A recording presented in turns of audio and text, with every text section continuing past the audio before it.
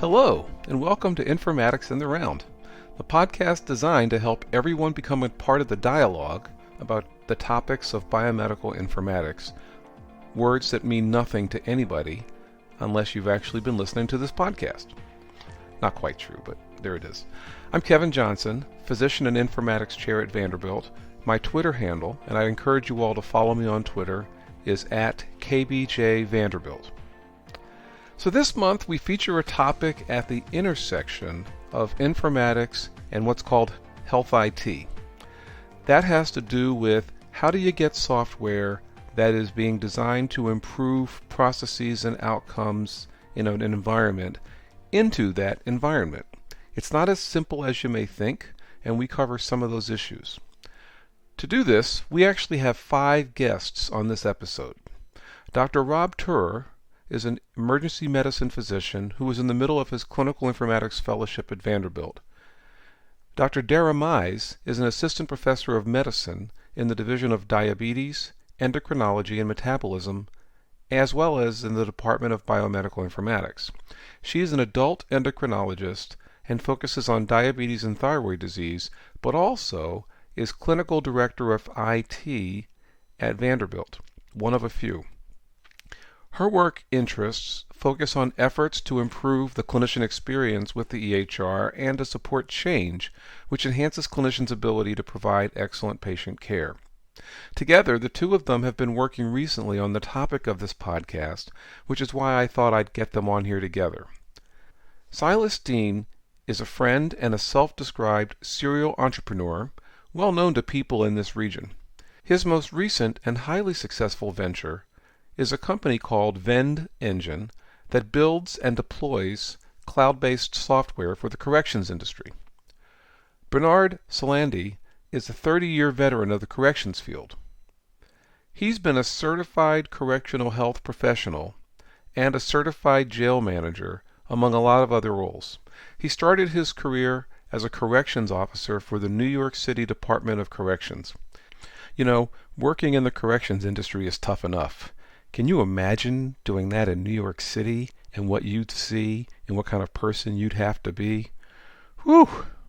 He's had a number of high-level jobs in the field here, including most recently being deputy chief of the Rutherford County Detention Center. He is now retired from that role and is vice president of business development for VendEngine. We also have a songwriter-artist on the show today who has a tie to one of our guests. They have the same name, but he's the younger, cooler version of his dad, Silas. I do the best I can to help you know which Silas is speaking, but when the discussion gets going, just enjoy the banter and don't try to keep up. Interestingly, young Silas, like a lot of musicians in Nashville and elsewhere, has a side gig that it turns out is relevant to today's topic. The entrepreneurial spirit is strong in that family. So as I mentioned, this episode focuses on the challenges of software development. It's a complex topic, and we really just skimmed the surface of it. So apologies to people who were hoping we would get deep into some of these topics, but I go where the room goes, and today we covered the top of a topic that's much deeper. We'll dig into more issues related to software in some future episodes. For those of us in the IT and informatics business, there will be a few aha moments in this episode. We play a little game to showcase the big differences between what Bernard and Big Silas do in the correctional system versus what Dara, Rob, and I do, which I think ended in a tie. Oh, and of course, with a songwriter artist in the house, we get into music, but not into country music at all. And we discover a pretty surprising connection between music and the environment at scale. I don't want to give it away, so you'll have to listen for it, but I can tell you we're coming back to this particular topic later. Okay, let's get this going.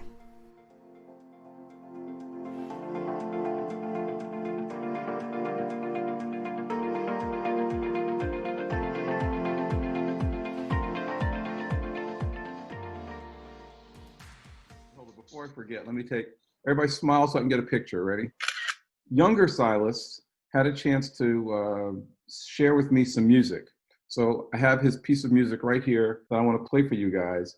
I'm going to, just to give you a general sense of it, this is a show that's called Informatics in the Round, which started out by basically featuring Music City country music. But what's really great is that Music City is only about 30% country music. Most people don't know that, but there's a really big jazz scene here, and there's a lot of other scenes.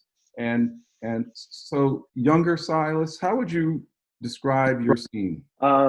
My type of music personally is more like rock, pop, dance music influence with some EDM. It's kind of all over the place. So I actually started as a guitarist, loving the Van Halen album. I found it in my dad's car actually when I was like 6 years old and wanted to be like Eddie. And so I got a guitar, played every day. And then I shifted into more like EDM, electronic dance music. And then I shifted into, now it's kind of like pop dance. So let's see what you guys think. Ready? I'll play a little bit here.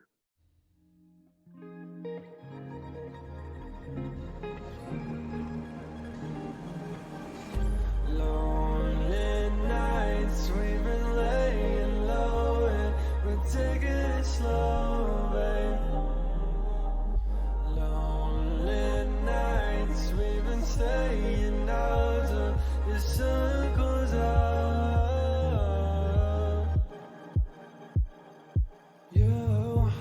You take me to another place, yeah, it's true. You make the Hollywood sunshine's blue.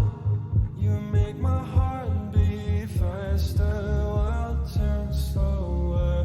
No one else like you. Something about the way you move make me feel like I might lose my mind. Give you all my time. You're my wild night, city lights, summer skies in your eyes. Feeling like I can fly. Won't you come with me tonight?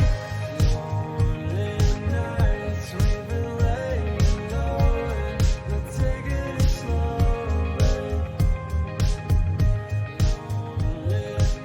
So what'd you think?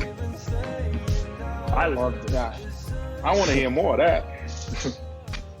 I have a feeling I know where you could get some more of that.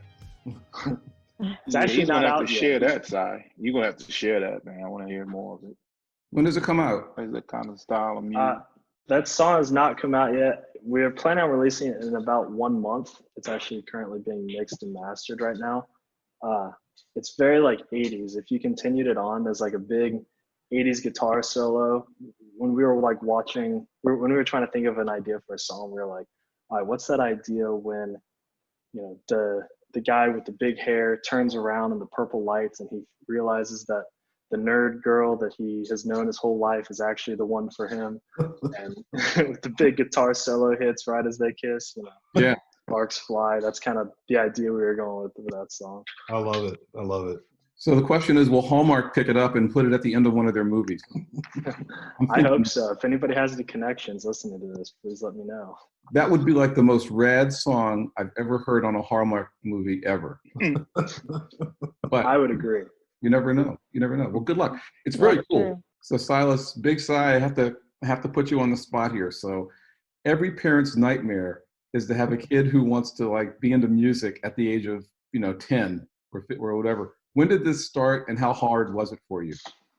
Well, it's what's amazing about Silas's story is that he is self-taught. I mean, he's had a few guitar lessons here and there, and he had some structure to it, but very little. So a lot of that is self-taught, and it's pretty amazing what he's actually achieved in it. But I did require him as his father to get a degree before he could pursue his music. And you didn't care what it was in? I as long as he had a degree, I was happy, and he did a great job. Vanderbilt degree is not too shabby. No, it's not. Congratulations to you. And yours was last May of 2019, right? Yeah, I graduated last year, so I still got to walk, unlike my unfortunate friends this year who just graduated. Yep. Now, Bernard, have you met little Silas before? Oh yeah, he works with us, so I see him every day. Did you know about his music? He talked about it a little bit, but I never heard anything, so I want to hear more of that. Definitely, he's going to have to share that stuff in the office. I want to hear more of it. Yeah, it sounds good. It's good stuff. But the new song that I'm going to play at the end of this, which you guys will all hear next when you turn on the podcast, you'll hear it because you don't get to hear it until then. comes out, you said May 29th, is that right? Yes, the song that you're going to play at the end, I believe, we're releasing that next Friday, and this is part of a full EP. We're going to call it When Earth Stood Still, referring to the coronavirus pandemic. So timely. And yeah, very. Yeah. Now, Rob, tell us about your music background. It sounds like you've got a pretty extensive one too. Yeah, I mean, it's funny. You see the things that people are interested in when they're pretty young. And I guess the first picture that my parents really have of me doing anything other than sitting around in a diaper was banging on their piano with, like a towel on my head, and I called it my duck hair. And I guess I was destined for metal. I apparently ran the grooves out on Def Leppard's Hysteria before I was 2 years old. And, so some things, it's like Silas was saying, I just don't think some things are up to you. I think it's just how it is. So, I grew up playing piano some, and then playing drums, and discovered the guitar when I was 14, started listening to David Gilmour. And that was kind of that. I really wasn't up to much in life until I found the guitar. And after doing that, it made me realize that, hey, if you work hard at something, not only can you create cool stuff, but it turns out positive reinforcement is really important and is a ton of fun. And so, it's funny that you talk about creation, because I think a lot of the same features that go into creating music, both in the two sets of phases, there's the conscientious planning phase, the design phase, where you really think hard and you think consciously. And then there's the go live. There's the instinctual, improvisational kind of preparation meets stimulus moment, when all of these things happen together and you just kind of, you just let it happen. So it's funny kind of hearing those stories and thinking about how that relates to informatics and medicine in general. I think, again, you study for a long time, but you never know who's going to walk in the door. So true. Now, I want to come back to that, but first I just have to put Bernard and Dara on the spot here. So Bernard, tell me about your background in music. Listening. Growing up, I was born in Trinidad, so my first love was calypso music. So yeah, once I came to the U.S., I mean, we always heard R&B, but I'm more R&B type person, all the old school stuff, showing my age. Well, when I saw that you were from Trinidad, I thought that there would be some story about you in a hat, looking particularly Caribbean, and playing in a band, doing a little reggae on the side. None of that, huh? Now, well, you remember our music is steel band, so that when I was a kid, that's what we all aspired to be in a steel band member, playing the pans. I don't know if you ever heard that music, but are you kidding me? It'll blow you away. Yeah. Dara. Yeah. So tell us all about your musical background. Mine is a little more similar to Bernard's in that I like to listen to music. I actually come from a very musically inclined family. Both of my parents were at one point in their lives paid musicians, but I didn't inherit that gene. So I have to say, I'm going to go back to what Rob was talking about here, which was the whole idea that a lot of the influences that maybe drive people who are into music also turn out to be really relevant to informatics. And one of the things that every one of us on this call has in common in some way is this translation from creativity to the use of information in different ways, and the use of it potentially creatively, and the tools that you build to do that. Little Silas, you and your dad are sort of kind of complementary, I guess, in terms of what you do. So tell us again what it is that you're doing. Might be better if he starts first, and then I can kind of tack on a little bit what I'm doing. You want to show him up. Okay. So well, I can start if you no, too late. Big Silence, what are you doing? So our company is a cloud-based software company, and we work primarily in the correctional industry. But you can imagine, Kevin, as we go into a correctional facility and tell people that run a jail or a prison that we're going to put in cloud technology into their prison, and all of a sudden all the questions come up about data security and all kinds of things. So what we do, though, is a full service suite of applications that really have three different customers. When a person is incarcerated, they need services. They need to be able to file a grievance. They need to be able to order commissary. They need to be able to do all kinds of things. That's what our software allows them to do. On the administrative side, they need to be able to monitor. They need to be able to watch. They need to be able to, control. And so our software does all that as well. And then you have the component of the family members on the outside of the prison or the jail, and they need to communicate, and they need to connect with the inmate as well. So our system is a holistic system that does all of those things. So what's interesting about that is yours is sort of inmate facing, because they actually can use that system to order things. Correct. So the inmate can do a lot of things. They can file a grievance against the jail. They have access to a law library. They have all kinds of things on our kiosk that would be in their cells or in their pods. They can send emails. They can do video visitations. They can make video calls, even kind of like a Skype call. Wow. Yeah. So there's a lot of things they can do. Okay, I got a bunch of questions, and this relates so strongly to what Dara and Rob just did. So this is going to be very, very interesting. Little Silas, how does your business show up what your dad did? Yeah, so now that you all understand kind of how their client or kind of outward facing and inward facing thing works, what I created was an advertising module that is outside facing and inside facing. So kind of acting as the window between corporations that want to be seen inside and outside, but it's non-invasive towards the inmates or anything. It's, focusing on the corporation payment side of it. It's kind of like niche Google ads. Yeah. Almost. Exactly how that thing kind of works, how Google Ads works, where you can host an ad on your site and they'll pay you for a percentage of that income. This is kind of how this works, except it's in this space. So if I understand that right, the inmates get ads while they're ordering things? Eventually, how it's going to work, ideally, commissary systems could run discounts or hot buys or be able to move different product similar to a market on the outside as well. Have we ever thought about putting ads in an electronic health record? I think patient access, though, has a lot of overlap. I mean, there's a lot of things we do with My Health at Vanderbilt that I think the line is pretty close between advertising and making people aware of different services that are available, and how much do you push versus passively display, and where is the line between providing a valuable service and becoming invasive. And I think all those same themes probably come up in a lot of the things that we do. It's interesting you asked that question about pushing ads on an EHR. I guess it'll be more on the provider side, where you can push out new medical methods and technology to them. It definitely won't be on the inmate, on the client or inmate, or whatever you want to call it, the offender. But definitely, yeah. I mean, it's another, and those are the things that young Cy is looking at, the new market. Yeah, and on Bernard, let me follow up on Bernard for just a second. One of the things we're maybe confusing is advertising and information. Sometimes we forget on an EHR or on a platform like our own is even what I'll call internal house ads.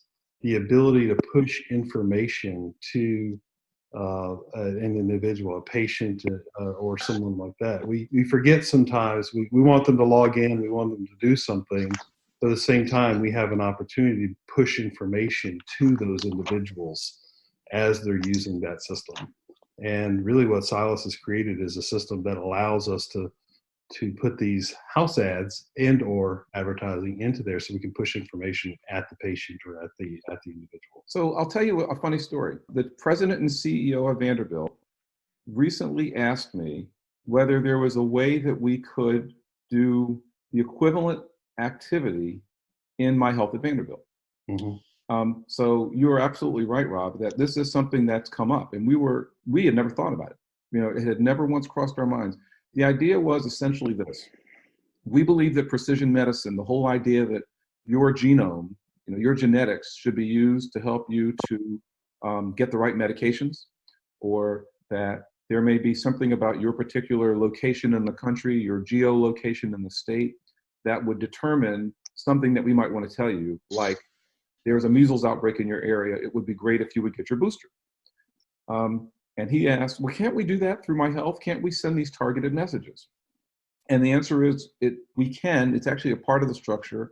There are a couple of places around the country that have thought of it, but we never had. And one of the things I said to him, which I think is a great segue into this issue about computer systems and go lives, is I said, if we didn't have a system like the one we have, this conversation would be impossible to have, because for you to be able to do advertising, Little Silas or anybody else, we also have to have adoption of the platform that you're going to use on which to drive that.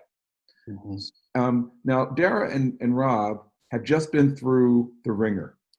And I think talking about the platform that it takes to drive that, which we've all been a part of, but I thought it would be fun to start with them about this, is this issue of what we call go live. And I was CIO at Vanderbilt for a while. And one of the things that I had to do was to transfer us from a homegrown electronic health record, which essentially is one that was built by a relatively large team of people, but completely conceived of as a brand new creation and was tailored to specific users. And then we had to implement that. We knew that if we were going to buy new hospitals, we would not be able to successfully implement that system. And so the decision that we made for a bunch of reasons was that we needed to go to a more standardized system. We chose Epic. Epic is one of the largest electronic health records in the world. That was a very difficult move to go from an electronic health record that was homegrown at Vanderbilt to one that was more standard internationally. That probably paled in comparison to what Dara and Rob just did. Would you tell us a little bit about the Wilson County infrastructure and what you had to do to get them to the point where they could use a system like Epic? Yeah, sure. Happy to speak to that. It was a really interesting experience, and it was quite different in many ways from what we experienced in 2017 that you're referring to, Kevin. I would say, in both ways that were advantageous and disadvantageous.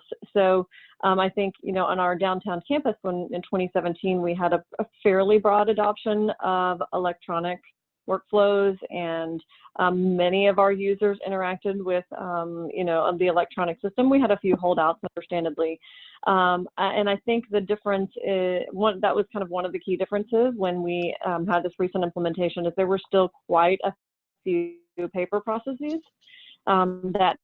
that took place at this hospital. So it wasn't just changing from one system to another. There was, kind of a complete change in the way that many of those users would work. And where they did have electronic systems, the other thing that was a little bit interesting is, we sort of took for granted that they would have a certain functionality, such as providers entering their own orders into an electronic system.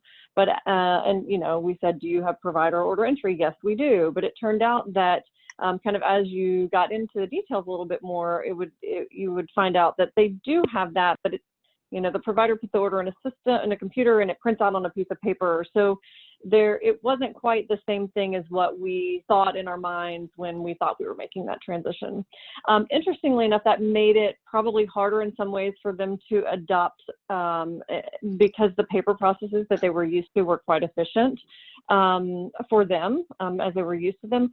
But there were significant disadvantages to the fact that they had such a disjointed system. And I think that is one of the reasons that we've had pretty, across the board success there, is the new system is so much more integrated. So even for the users who were, probably slower at using the system now, there are many advantages to the fact that they could now sort of see the entire patient story in a way that they didn't have before. So it is just such a better product than what they were used to. I think that was one of the main keys to success. So Rob, were people afraid of the whole process, or did they embrace it from the very beginning? I think you saw a mix. And I think contextually, it's important to bring up the idea that this wasn't the first transition that this team had dealt with before. And I think in some ways, comparing that with big Vanderbilt versus sort of Wilson County Vanderbilt, for us, we'd only known this one way, but this team has gone through several transitions in the last couple of years. And so it showed their mental toughness and their ability to respond to that.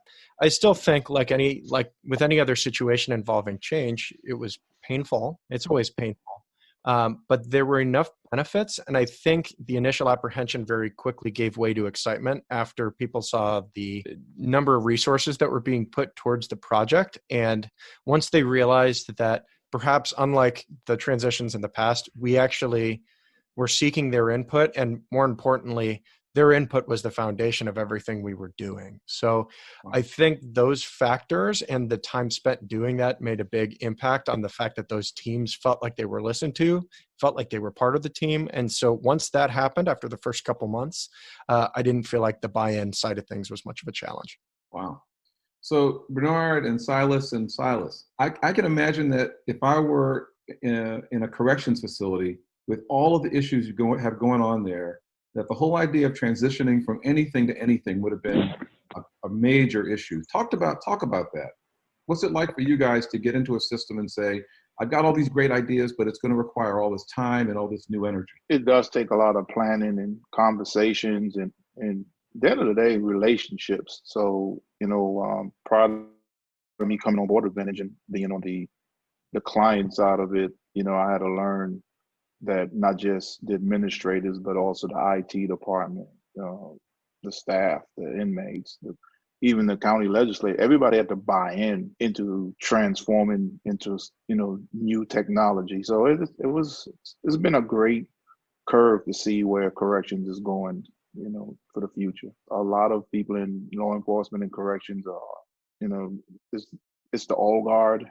It's changing, but you still have a lot of people that started their careers in the 70s, to be honest. And so they were used to pushing paper, and like Cy alluded to, old Cy, that, we are always Thank you, more by the way. secure. Thank you for old Cy. I really like that one. I'll be using that one now. I like that one. I like that one better too. We're always, on guard about security. We all have to be comfortable with the new solution and how is it going to be implemented. So it takes a process. And once we're comfortable with the actual vendor and the way they explain how things will work and the time frame, that's another big issue. Yeah, it's interesting. Every time you go in, I think kind of like Rob said earlier, you kind of have those that are just ready for change, and then those that are just going to resist it at any cost. And it's kind of funny. I remember actually the first time I met Bernard, and I went in to kind of show him our technology system. His skepticism level was pretty high because he pretty much already heard it all before I got there. He was a tough nut to convince that we could go down this road and do these things. And, you're introducing significant change into an industry that's been around since before Jesus, So, I mean, these are significant changes, but not on top of that. You also have all these third parties that you have to pull in, such as the medical team, such as,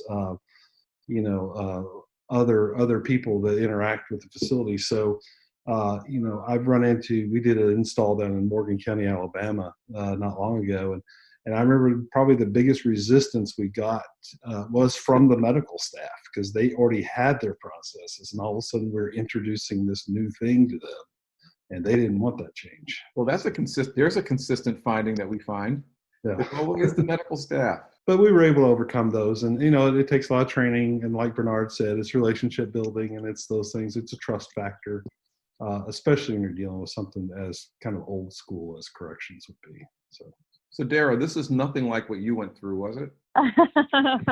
A lot of similarities, of course. I think the relationship piece can't be stressed enough, that, without nearly relocating to Wilson County for about 5 months, it's impossible to make something like this a success if you don't have that relationship with the people who are going to be using the tools to help you make it in such a way that it's going to be usable for them. And to Rob's point earlier, is letting them being the decider for those decisions about how it's going to work for them. So when we were working on the Wilson County project, did you find a Bernard-like person who was at Wilson County who really helped to shepherd you guys in, because you weren't known to those people? Yeah, I mean, Rob, I'm sure can provide some examples as well, but really some of the nursing leadership at that hospital were just fantastic to work with. They had been through so many of these transitions in the past, and I think we had a little bit of an advantage in that we didn't really begin this implementation. The main part of the hospital implementation, there was a clinic implementation several months earlier, but we had some time to sort of get to know them and to work with them for many months before we did this process, and in that time built trust. And I think it's that Rob alluded to, we're here for you, we're here to make it work as well as possible for you, and that means we need you to help make these decisions and help understand what you're deciding. And I think that engagement from those individuals who are also leaders at that facility helped make it such a success. They were the ones who could influence others to sort of, share the same attitude for the most part. Obviously, you have those who, still resist, but I really think it was their strong leadership that helped their facility so much. So I want to play a little game. We've got little Silas, we've got Bernard, we've got Silas on one side, we've got Rob, Dara, and me on the other side, okay? And the game is going to be, you guys come up with something that you think is in no way related to what we had to do with Wilson County. In other words, I'll start. The prison system doesn't have to deal with the fact that the information that we're trying to send across from one provider to another could kill somebody if it's wrong. And therefore, the data conversion process is incredibly hard. You guys have no idea about that. True or false? 100% false. Oh, 110%. Everything you deal with in society is happening in corrections. You got to remember, these are people that were taken from everyday life, but put in a confined area. So you're dealing with a plethora of diseases, bloodborne pathogen, the whole gambit. So yes, the records, the communication between the patient, the nurse, the doctor, even the outside providers, all have to be in tandem to treat that individual. If anything is array, we'll all be in federal courts for a long, long time. It's the court system. They don't work. Okay. Okay, so let's try it on the other side. What's something that you guys think you deal with that we don't have to deal with? Let me think about this for a minute. Well, advertising right now, it seems like. Okay. You got to buy on that one. Give me another one. If the patient walks out of your facility, he might just be going to McDonald's. My patient might be going back to commit a serious crime. And, it's all about public safety. So that's something that, regardless of everything that we provide, public safety is number one. So that's something you definitely want to have to deal with. So how does your system prevent somebody from walking out? We have people that are trying to hack the systems constantly and trying to pose as a different individual. So they'll know the release date of one inmate. So they'll try to sneak in a fake ID or whatever it might be and try to pretend to be that guy. And then all of a sudden you've let out the wrong guy. Wow. Not sure. I bet healthcare doesn't have that issue. We have something close. Dara, Yeah. Anything that you have one? I'll bite on Bernard's thing that we don't deal with, but I do work in the ED, so there's a lot of overlap between our two jobs. And we do that, unfortunately, all the time, where we have to restrict people's ability to move physically or in many other ways, sometimes to protect their safety and to protect the safety of the public. So from that standpoint, unfortunately, especially when it comes to mental health and violent abusive behavior, unfortunately, that comes up a lot in our side of the world. But I'll pass on Silas's example for now. At least, Dara, do you have any thoughts about Silas's example? Yeah, I do. I mean, I think that is a great use case that I would not have thought of. But I think certainly, we think that our protected health information, our PHI, is probably unrivaled in its need for security. But I think that is a great comparison to how we deal with the same types of issues of security and protecting those data and making sure they're secure for our patients. Every day. That's one of our biggest concerns. Got you. You thought you had it. It's okay. Well, the one I was going to say is, it is so common that a mother doesn't have insurance for their kid, and they will come in and pretend to be a neighbor. And so one of the things that our registrars do a lot is try to make sure that it's really the person that they say it is, because if mom pretends to be the neighbor and uses a different name or changes the name in any way, then those two records get merged. And suddenly we have a merging problem that we have to then disambiguate, exactly the same problem I would imagine you would have if somebody got somebody's corrections date and tried to hack it and fix it. But not only that, a lot of times inmates will give another person's name when they're being booked into the system. So we have to verify that information. Yep. I would have been the dumbest inmate on the planet. I wouldn't have thought about any of that stuff. They're very smart. Okay, Dara, Rob, I need you guys. What's something that there's no way the prison system deals with that we deal with? Most of the things I'm thinking of, I'm pretty sure you guys do have to deal with. So I'm still working through it. Okay, I got one. I've got one. Okay, go ahead. Go No, ahead. good. No, you go ahead. So, No, I was thinking of go ahead. You go. All right, 1, 2, 3, you both go. okay. We'll both go. Now, You go. well, here's mine. Mine is when you all make a decision that you're going to implement it, it's from the top down. There's no such thing as a mutiny. So nobody in that system can say to you, sorry, we refuse to use your system or we refuse to play. I'm sorry, Kevin, that's wrong again. We've had, I'll give you a great example. We can bring in the best technology solution, make everybody's job easier, but there could be that one person who has done her accounting or invoicing system as she's always done it in the past, and she is not going to change that system. And that one person can derail the entire conversation, or we all find ourselves working toward that person to try to implement change. Well, look, I'm looking over there at Bernard, who does not look like a small guy. And I'm thinking that if he goes over to her and says, look, this is the way it has to be, that she's going to cave. That's not the way it works? These are the things that the struggles that we have to deal with when there's so many moving parts just to get to one place. So everybody has to know how to come to common ground. And that's why I said sometimes the process takes a while just to do something simple, because you have so many moving parts. I mean, sometimes the county commissioners can get involved, the county executive. You'll be surprised how complex some things can get. I have forgotten about the county. And Sai has dealt with this stuff before. Yeah. Okay, so little Sai, tell me what you think the problem would be if you were to take your ad system that you've already created and put it into healthcare. I think it would be seamless integration. I think we should talk after this about working on that. I mean, one thing for sure that you want to take care of when you're working with advertising is, who you're advertising. So you don't necessarily, you have to be, especially in medical, you have to be really cautious of, okay, who's actually paying us for this advertising? Is it something that's actually good for these individuals, or are we getting more income from it? Like, what kind of information are we trying to pass along to them? I think they really work together. It's not like exclusive. It's more of a separate layer on top of the electronic health records, I believe. How often is it the case now that Sai and Bernard have put together this fabulous system in the corrections that we get interoperability between our record and their record? How often is it the case that when one of their patients comes into Vanderbilt, for example, you actually get the care that's been going on in the prison system? In some ways, during those experiences, we received poorer information, but in other ways, the communication I thought was a lot better. And there are a number of reasons for that.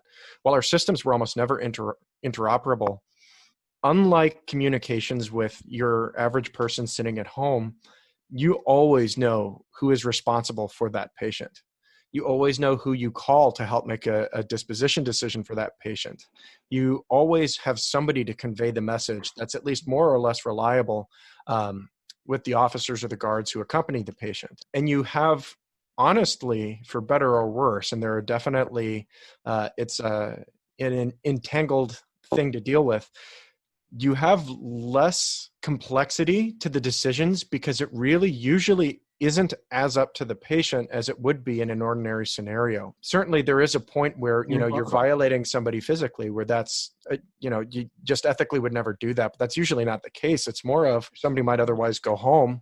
They might get admitted because that's just what the system says is going to happen, and you can't safely send somebody to somewhere else. So because of all those reasons, I actually found the care was relatively seamless for most of the inmates for whom we cared. At the same time, it's not infrequent to totally miss a big chunk of medical history because you're only getting the history from potentially that single prison visit. So, if the patient hadn't been there for months or years, you're not going to get that history unless they'd been seen at your facility. So it really, in many ways, from that standpoint, is no different than caring for a patient who was down the street at another hospital. So curly-haired Silas and Bernard, is that the case that your system supports interoperability, or is that something you've given up on?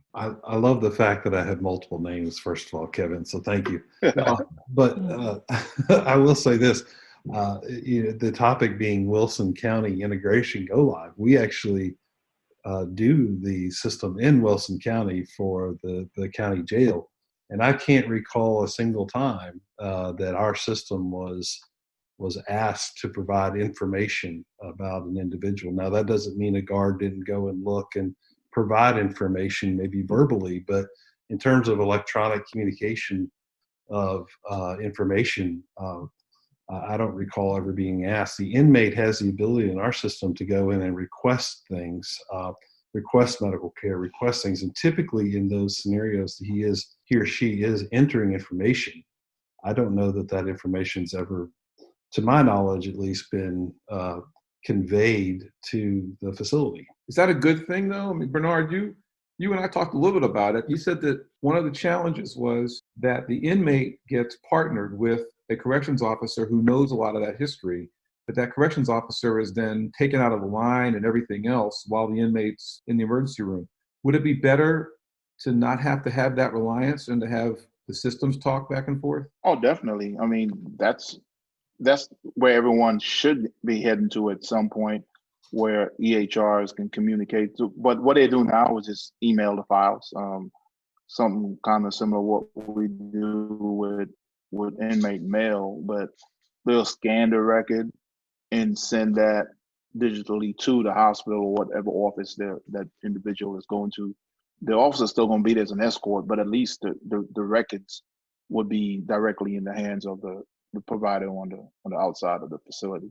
But yeah, that's something that, and I think, you have the professionals on the medical side with you, but I think at some point there's going to be some kind of centralized EHR here in this country. I think we all hope for that too. If you could teach medicine something about, the systems that we have in place for patients or providers that we should be going live with based on what you've had to deal with in the prison system, what would you say is missing? Because I know you straddle both worlds. Yeah, it's a great question. And if I can dream big for a minute, how is it that I can walk into I can walk up to an ATM machine in the middle of Moscow, stick my debit card in there and be able to pull out cash. But yet an inmate is booked into the Wilson County Jail and I don't have any access to any medical records whatsoever.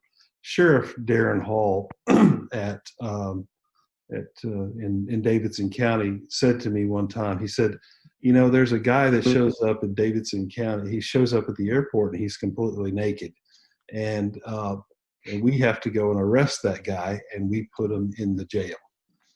Clearly that guy doesn't need to be in jail. He needs to go somewhere where he can get some mental attention. But we have no idea who this guy is. We don't know his history. We don't know anything about him. He could be on drugs. He could be whatever it could be.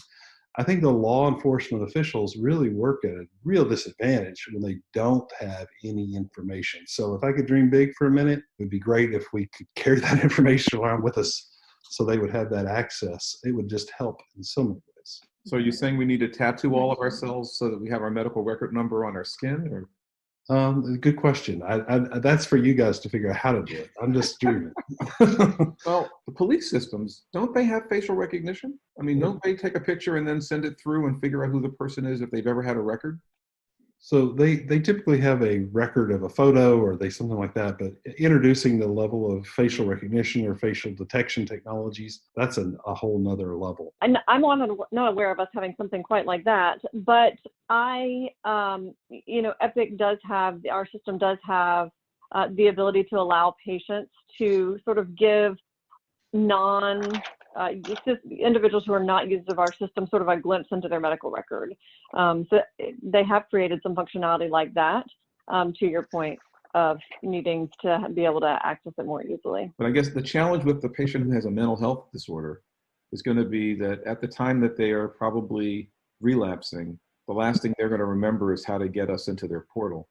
So right. The interoperability would have to be, in that case, it would have to be that we have the ability to do identification without using anything that the patient doesn't currently have on him or herself. Big problem. Yeah. To go old school on you, I still think that the thumbprint or the fingerprint technology is pretty sophisticated.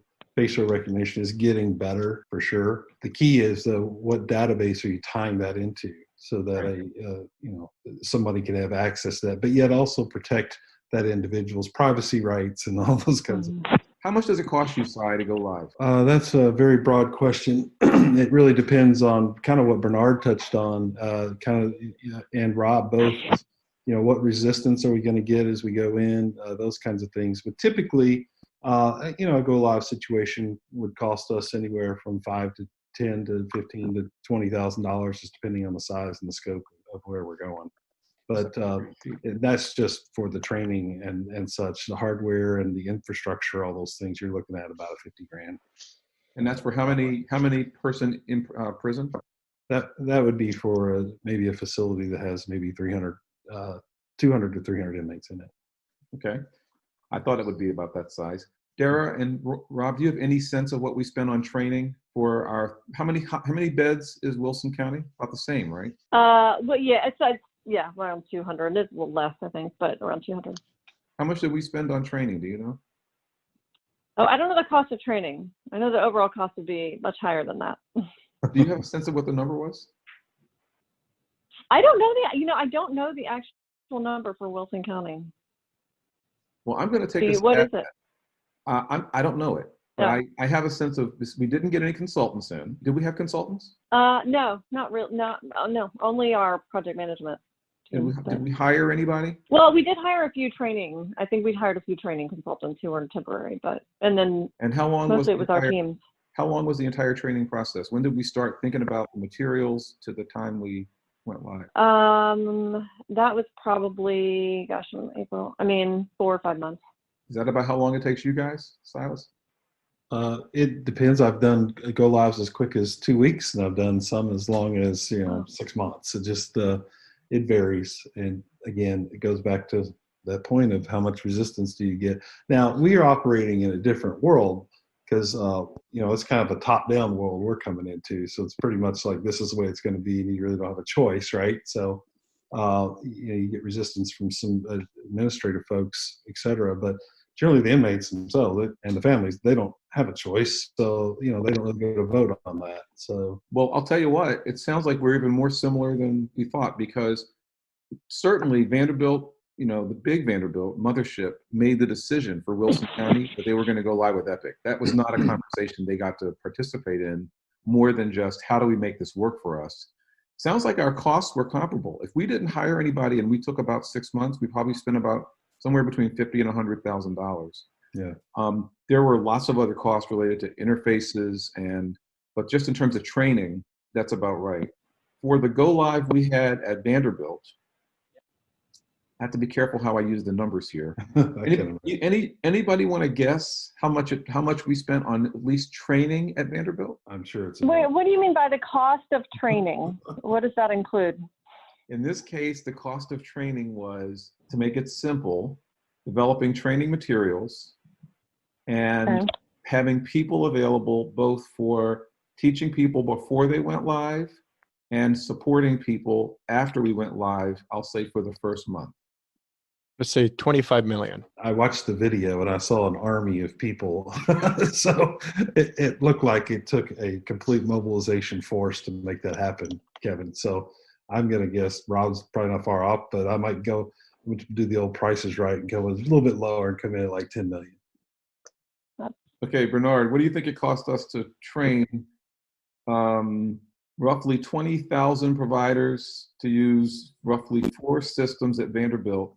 And it took us about 1.5 years to do it. Yeah, I'm going up. So I would say 35 mil.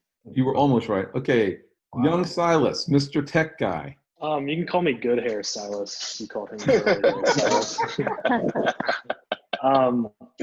I saw you hint at pointing down, so I'm gonna guess lower. I hinted at I can see him on my bottom right. Oh, see, you're trying to trick me.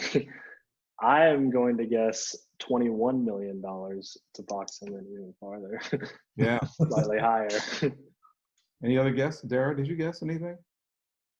Oh, no, I didn't guess. I was asking more questions. I was being more, if we're including the physicians. Yeah. We spent $8 million from November 2nd, 2017 until the end of December, that was $8 million. For What? just the training piece? Mm-hmm. Golly. Wow. So that was Part of my the support, tuition bill? like the Say what? Yeah, so here's how it breaks down. When we do a go live of that size, we bring in an army of people to do the training. That army of people are coming from all over the country. We have to cover every one of their expenses.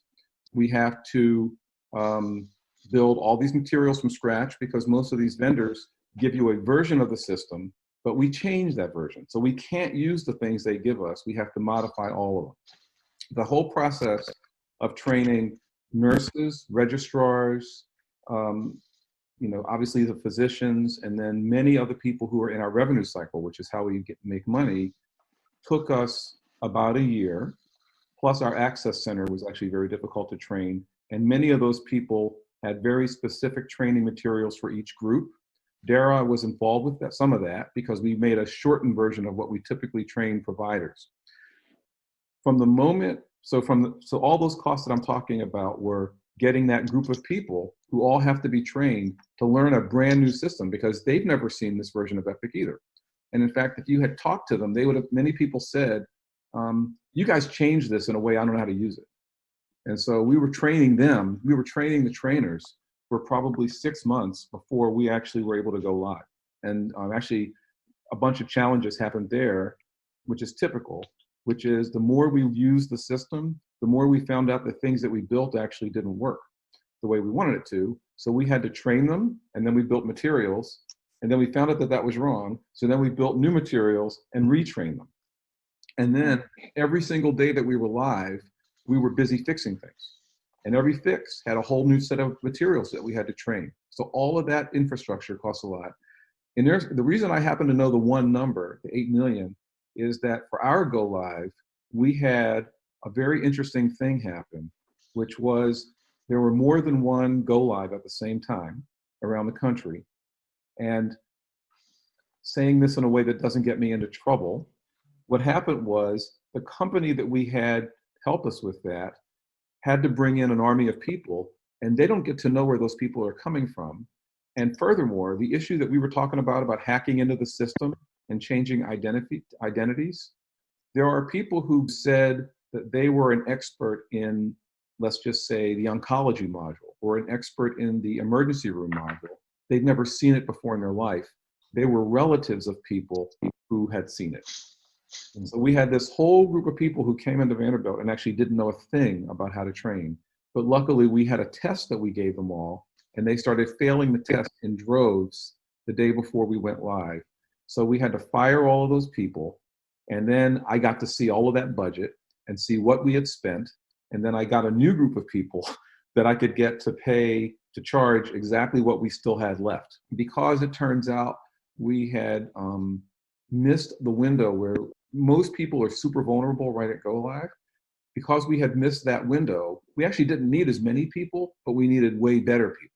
So what I did was I made a decision to go from this regular, what are called at the elbow support people, to a group of people who were actually certified trainers. Cost more money, but we had them for less time, and it was basically the same total amount of money. So top that one. So Kevin, That's something definitely different than making a song. yeah. We're sitting here talking about, creativity and go lives and, the orchestration, if you will, of all of these maneuvers that we had to do. And I did want to finish up by asking little Silas to tell me about this new project he has, because you guys won't believe this. Oh yeah, I talked to Kevin about this on the phone the other day, but I was actually interning for Congressman Jim Cooper up in DC.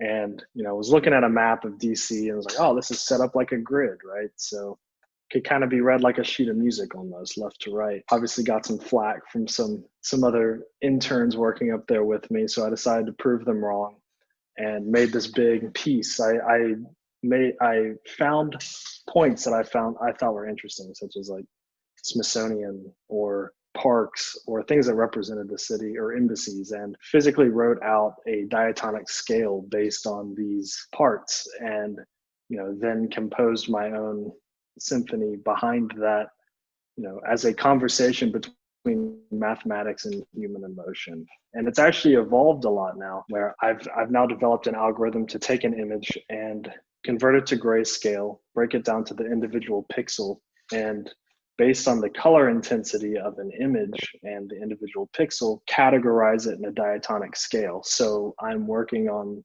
the cosmic microwave background of the universe, which is kind of like the most complete image we have of the universe, and converting that into a full symphony.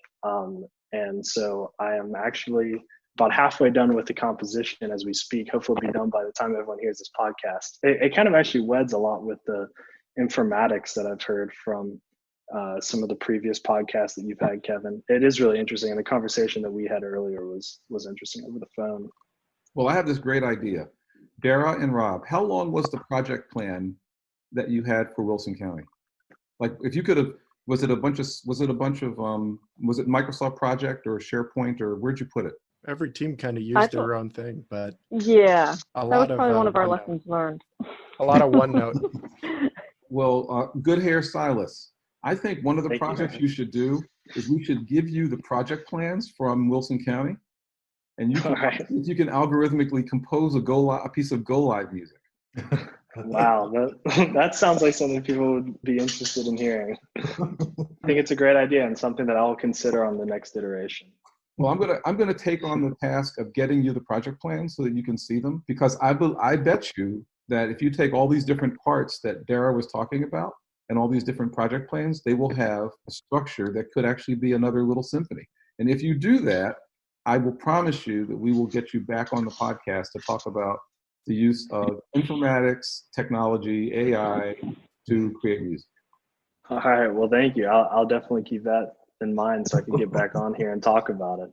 In fact, I'll bet you that if you did it, we could get you at our national meeting. I'll see that. Now you're speaking my language a little bit more. I like the way this is going. I might hold out just a little more to see what else I can get. Our national meeting's in Washington, D.C. I'll tell you this, Kevin. I just visited Congressman Cooper not long ago, and he has Silas's thing hanging up on his wall in the office. So that's how impressive it was. When you say his thing, what is his thing? He did a map. He's got the map composition up on the wall. Got it. Well, everybody, thank you so much for doing this. This was really fun. I have to tell you, it never occurred to me how similar all of these technologies are, and theoretically. That also, and Bernard and I had a great conversation about it. It also speaks to some of the challenges in informatics and some of the places we should be making sure that we distribute them. Because we think of everything that we're doing, that Dara and Rob are doing in healthcare space, but we don't necessarily realize all the different environments where healthcare is occurring. Maybe we should be doing more work to sort of do things that are in the interoperability space, the facial detection piece. So I think it's a clear opportunity for us that we really just haven't taken advantage of. I do. Yeah, very enlightening. I would not have assumed that we had so many similarities. I do want to close out because of some of the stuff that young strapping Silas has put together. I like the way this is going. With his new piece, he liked that a lot. So, and this will be out by the time everyone hears it. Silas Dean and Trey, we collabed on this song. So cool. Check us out on Spotify. All right.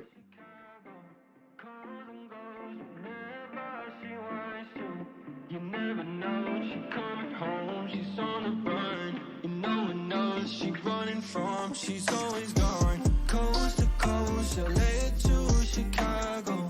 Comes and goes whenever she wants to. You never know, she coming home, she's on the run.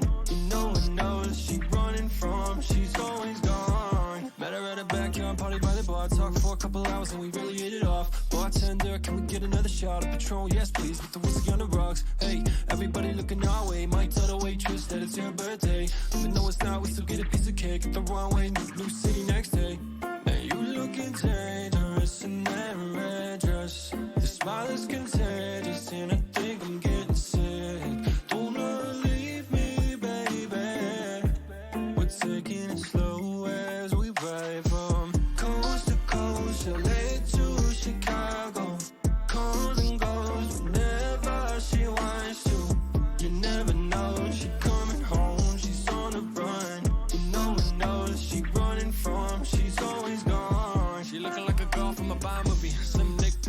she a real kitty. Yeah, and everybody looking at the big booty, but all I'm really looking for is real beauty. Yeah, I guess I always notice everything you posting. Baby, you been looking so bad. Yeah, she always ghosting, flying coast to coasting. Always gonna make me so mad.